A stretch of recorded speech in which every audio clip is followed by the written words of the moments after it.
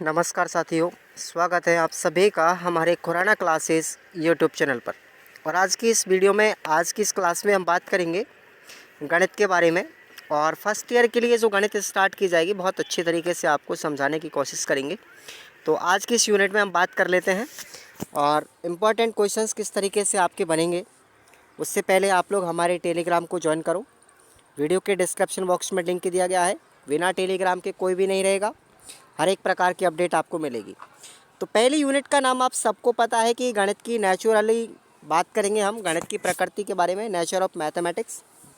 और पहला प्रश्न आपके लिए सबसे पहले यही आता है कि इंट्रोडक्शन टू मैथमेटिकल फिलॉसफी जो पुस्तक है हमारी, उसके राइटर कौन है। अच्छा प्रश्न है, तो आंसर आपको याद रखना है बर्ट्रैंड रसेल, इसके कौन है, लेखक है। अगला प्रश्न है हमारा कि भाई गोले का जो पृष्ठ तल है उसका शुद्ध मान एवं 22/7 जो पाई का मान है, ये कहाँ से लिया गया, किस ग्रंथ की देन है। तो आंसर क्या होगा, महासिद्धांत नामक ग्रंथ से लिया गया है। क्लियर। अगला है कि व्युत्क्रमी त्रिकोणमिति में व्युत्क्रम जा का प्रयोग जो है सबसे पहले किसने किया था। त्रिकोणमिति में व्युत्क्रम जा का जो प्रयोग है सबसे पहले किसके द्वारा किया गया था, आर्यभट्ट प्रथम के द्वारा किया गया था भाई, ठीक है ना, आर्यभट्ट के द्वारा किया गया। अगला प्रश्न आपका आता है, कौन सी सभ्यता में 60 पर आधारित स्थानीय मान यानी सेक्सागेसिमल जिसको हम बोलते हैं, सेक्सागेसिमल सिस्टम यानी स्थानीय मान अंक प्रणाली में उपयोग किया जाता है। तो 60 का जो बेस माना जाता था वो बेबीलोन सभ्यता के अंदर माना जाता था, ठीक है। जबकि दशमलव प्रणाली में तो आधार क्या होता है, 10 होता है। अगला प्रश्न है अपना, भारतीय गणित के इतिहास का शुभारंभ कौन से ग्रंथ से मानते हैं, कौन से वेद से मानते हैं। तो ऋग्वेद से माना जाता है। ओके, अगला प्रश्न देखेंगे। अगला प्रश्न है कि गणित सार संग्रह जो ये हमारी रचना है, ये किसके द्वारा लिखी गई, ये महावीर आचार्य के द्वारा लिखी गई थी भाई। किस काल को भारतीय गणित का स्वर्णिम काल कहा जाता है, कौन से समय को कहते हैं, मध्यकाल को कहते हैं। और ये कब से कब तक है, 400 ईसा पूर्व से लेकर 1200 ईसा पूर्व के मध्य में। ये हमारा भारतीय गणित का स्वर्णिम युग कहलाता है। शून्य का आविष्कार किसने किया था, भारत में हुआ था शून्य का आविष्कार, किसके द्वारा, आर्यभट्ट के द्वारा, ठीक है। अगला प्रश्न है, अंक के प्रमुख गणित कौमुदी की रचना किसने की है। तो आंसर क्या होगा, सम्राट जगन्नाथ ने की है, ठीक है भाई। अगला देखिए, भारत ने अपने प्रथम अंतरिक्ष उपग्रह का नाम किस गणितज्ञ के नाम पे रखा था, आर्यभट्ट के नाम पे रखा था। इसलिए हमारे भारत का जो प्रथम उपग्रह था वो आर्यभट्ट ही है। अगला देखिए, किस गणितज्ञ ने लैसे का आधुनिक नियम प्रतिपादित किया, लघुत्तम समावर्त जो हम निकालते हैं उसका आधुनिक नियम किसने प्रतिपादित किया। तो महावीर आचार्य ने किया था। अगला प्रश्न है कि ज्यामिति के जन्मदाता कौन है, ज्यामिति के जनक कौन है, थेल्स है, ठीक है भाई, आपने सबने पढ़ी होगी थेल्स प्रमेय। अगला क्वेश्चन है कि एलिमेंट जो पुस्तक है वो किसकी है, वो यूक्लिड की है, ठीक है। अगला क्वेश्चन देखिए आप लोग, 20 के आधार वाली पद्धति कौन सी है। तो वो है हमारी माया पद्धति। ओके, सिद्धांत शिरोमणि इस पुस्तक के लेखक कौन है, इस पुस्तक के लेखक है भास्कराचार्य द्वितीय, भास्कराचार्य द्वितीय। अगला प्रश्न है, न्यूटन के गुरुत्वाकर्षण सिद्धांत को भास्कराचार्य ने क्या नाम दिया भाई। अच्छा प्रश्न है, धरणिकात्मक शक्ति कहा था, क्या नाम दिया था, धरणिकात्मक शक्ति नाम दिया था। जो न्यूटन का ग्रेविटेशन फोर्स जो थ्योरी है उसको नाम दिया था भास्कराचार्य ने धरणिकात्मक शक्ति। अगला क्वेश्चन, अपना एक स्टेटमेंट आपको याद रखना है, गणित ऐसी अमूर्त व्यवस्था का अध्ययन है जो कि अमूर्त तत्वों से मिलकर बनी होती है, इन तत्वों को मूर्त रूप में परिभाषित किया जा सकता है। तो ये कथन है हमारा मार्शल एच स्टोन का, और ये रीट में भी पूछा जा चुका है 2015 के पेपर में, तो याद रखेंगे आप लोग। अगला क्वेश्चन है आपका, देखिए, किसने गणित को बालकों के मन मस्तिष्क में तर्क करने की आदत स्थापित करने का रास्ता बताया है।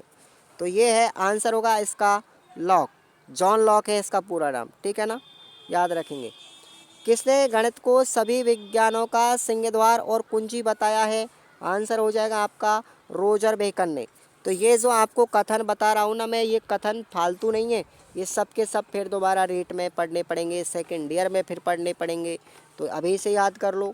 किसने कहा है कि गणित वह विज्ञान है जिसमें आवश्यक निष्कर्ष निकाले जाते हैं? तो ये कहा था बेंजामिन फ्रैंकलिन ने। किसने कहा था? बेंजामिन ने। अगला प्रश्न आप लोग देखेंगे, आगे बढ़ते हैं। सुवेटाइजेशन किसे कहा जाता है? तो सुवेटाइजेशन कहते हैं बिना गणना के मात्रा में परिवर्तन को पहचानने की योग्यता सुवेटाइजेशन कहलाती है। ठीक है, अगला प्रश्न है अपना, अगला प्रश्न हम देखेंगे। बेबीलोन में 60 पर आधारित स्थानीय मान था, ये आप लोगों को पता है। ठीक है, जिसका मध्यवर्ती आधार क्या था? 10 था भाई। ओके, देखो यहाँ पे थोड़ा सा माया सभ्यता में संख्या 19 को कैसे लिखते थे? तो माया सभ्यता का आधार तो 20 था, ये आपको पता है। तो देखो एक लाइन जब हम खींचते थे ये 5 को दर्शाती, 5 ये हो गया, 10 हो गया, 15 और 4 डॉट लगा दो, कितना हो गया? 19। ठीक है, अब 20 को कैसे लिखेंगे? इन डॉट को हटा दो और सीधा सीधा एक लाइन और खींच दो, 20 हो जाएगा। क्लियर? माया सभ्यता के लोगों ने शून्य का प्रयोग कैसे किया? थीटा का इस्तेमाल करके। कैसे किया था? ये थीटा बोलते हैं, इसको क्यों नहीं बोलते भाई, इसको हम थीटा बोलते हैं। आप लोगों ने पढ़ा होगा त्रिकोणमिति में, तो थीटा का इस्तेमाल किया करते थे। अगला प्रश्न है, कंप्यूटर किस पद्धति पर काम करता है? तो कंप्यूटर बाइनरी जो पद्धति है ना उस पर काम करता है। ठीक है, द्विआधारी पद्धति पर, जहाँ पर 0 तथा 1 दो प्रतीक होते हैं। त्रिआधारी पद्धति और चतुराधारी पद्धति में प्रतीक कितने होते हैं? त्रिआधारी में 3 होते हैं। देखो प्रतीक तो 0 से शुरू हो जाता है, त्रिआधारी में 0 1 2 होता है, जबकि चतुराधारी में एक और आगे बढ़ा दो, हो गया 3 तक। अगला प्रश्न, गणित की प्रकृति के तत्व, ये सब आप लोग सेकेंड ईयर में फिर पढ़ोगे। अमूर्तता, तार्किकता, विशिष्टता, क्रमबद्धता, सत्यता, प्रतीक सब है। अब आते हैं बड़े प्रश्नों की तरफ, यहाँ से प्रश्न नहीं आएगा। देखिए, निगमन क्या है? निगमन क्या है? इस प्रकार के तर्क को जिसमें गणित परिणामों, परिभाषा और निष्कर्ष नियमों का प्रयोग किसी चीज़ को सिद्ध करने के लिए किया जाता है, निगमन तर्क कहलाता है। इस प्रकार का तर्क किसी ऐसे व्यापक कथन या परिभाषा से शुरू होता है जिसे बिना किसी संदेह के स्वीकार किया जाता है और इससे उत्पत्ति के अगले चरण को निगमन किया जाता है। तो ये आप लोग अच्छे से याद रखना निगमन तर्क को। गणित की प्रकृति के बारे में पूछा जाए तो सामान्यतः समान समझे जाने वाली वस्तुओं में अंतर स्पष्ट करना, असमान दिखाई देने वाली वस्तुओं में संबंध स्थापित करना, ये गणित की प्रकृति है। वस्तु की प्रकृति में संबंधित सिद्धांत का वर्णन करना, अनुभवों और मूल्यों को व्यवस्थित और परिष्कृत करना, ये सब क्या है? गणित की प्रकृति का दर्शन है। ओके, अब हम आते हैं, आगे बढ़ते हैं। देखो प्रतीकों से क्या मतलब है, प्रतीकों की आवश्यकता क्यों होती है, इनको उपयोग में क्यों लाया जाता है? तो वस्तुओं के गणनाओं का अर्थ है कि वस्तुओं के दो विभिन्न संग्रह जो है उनको तुलना करके उनके बीच के रिश्ते की पहचान करके सक्षम बनाया जाता है। जैसे हम गणना के लिए 5 उंगलियों का इस्तेमाल करते हैं, प्रत्येक उंगली एक बकरी के बराबर मान ली जाए ताकि चरने गई सभी बकरियों की गणना की जा सके। यह सुनिश्चित किया जा सके कि हम सभी वापस आ चुकी हैं। गणना के लिए जिन चीज़ों का इस्तेमाल होता है उनको हम प्रतीक कहते हैं। ठीक है ना, ये प्रतीक वही है, किसी सिंबल बोलते हैं इनको हम इंग्लिश में, तो सिंबल आप लोग समझ लेना। अगला प्रश्न देखिए, नेक्स्ट है कि पंचाधारी संख्याएं क्या होती है? यानी कि ऐसी संख्याएं जिनके आधार 5 होते हैं, संकेत 5 होते हैं, 0 से लेकर के 4 तक। ठीक है, इसी प्रकार 10 आधारी संख्या में 10 अंकों का प्रयोग होता है, 0 से लेकर के 10 तक। तो ये सब संख्याएं आपको उदाहरण से समझ सकते हैं आप। ये उदाहरण इसका है एग्जाम्पल। ठीक है ना, जैसे 1234 है तो आप कर लेना इसको आराम से सॉल्व, कोई दिक्कत नहीं है। अगला प्रश्न है, देखिए, गणित की भाषा से क्या तात्पर्य है? गणित की भाषा की विशेषता है, इंपॉर्टेंट क्वेश्चन है। भाषा नई चीज़ों को समझने, नई समझ बनाने, व्यक्त करने का एक माध्यम है। गणित को समझने, गणितीय विचार करने और उन्हें व्यक्त करने में भाषा मदद करती है। अक्सर गणित व भाषा को एक दूसरे से बिल्कुल अलग समझा जाता है, लेकिन ऐसा इसलिए होता है क्योंकि हम भाषा और गणित का आपस में संबंध नहीं देख पाते। हम अपनी बात का सटीकता से कहने के लिए किसी भाषा का सहारा लेते हैं। गणित की भी अपनी एक सुस्पष्ट भाषा है जिसके माध्यम से गणितीय समस्याओं और समाधानों का संप्रेषण किया जाता है। एग्जाम्पल के लिए हम कह सकते हैं कि साहिल ने गणित की परीक्षा में 100 में से 78 अंक प्राप्त किए। इसका मतलब साहिल ने 78% अंक प्राप्त किए। प्रत्येक 100 में से जितना परसेंट है वो हो गया। इस प्रकार गणित की भाषा संक्षिप्त, सटीक और तार्किक होती है। इन गुणों की वजह से एक सशक्त भाषा है। बच्चों को ज़रूरत है कि इस भाषा के इस्तेमाल को सीखने की। बच्चे गणितीय व्यंजकों और समीकरणों को पढ़ने और उनसे जानकारी हासिल करने की क्षमता को विकसित करें। उन्हें समझना चाहिए कि समीकरण दरअसल किसी स्थिति, सवाल या घटना को व्यक्त करने का संक्षिप्त एक तरीका होता है। इस भाषा को सीखने में बच्चों को मज़ा आए, इसके लिए ज़रूरी है कि हम उन्हें धीरे धीरे सभी जगहों पर काफ़ी अभ्यास के ज़रिए प्रस्तुत करें। बच्चों को गणित की भाषा बोलने और उन्हें लिखने के लिए प्रस्तुत किया जाना चाहिए, प्रेरित किया जाना चाहिए, उनको आत्मसात किया जाना चाहिए।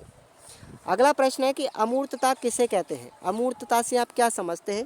तो इस पर आप लोग निशान लगा लीजिए, अमूर्तता पर भाई। ठीक है, अगला हम बात करते हैं प्रश्न की। देखिए, गणित की समझ में, गणित के शिक्षण में भाषा की भूमिका क्या होती है, यानी गणित सिखाने के लिए हम भाषा को किस तरीके से उपयोग में लाएंगे, ये प्रश्न है आपका। तो देखेंगे आप लोग, बच्चों को गणितीय अवधारणा समझने के लिए भाषा की ज़रूरत होती है। वह खुद भी भाषा सीख रहे होते हैं, यानी गणित सीखते वक्त बच्चों की गणित के साथ साथ भाषा को समझना भी होता है। इसलिए अगर आप पाते हैं कि कोई बच्चा गणित की किसी अवधारणा को नहीं सीख पा रहा है, तो इसका कारण है कि वह भाषा हो सकती है।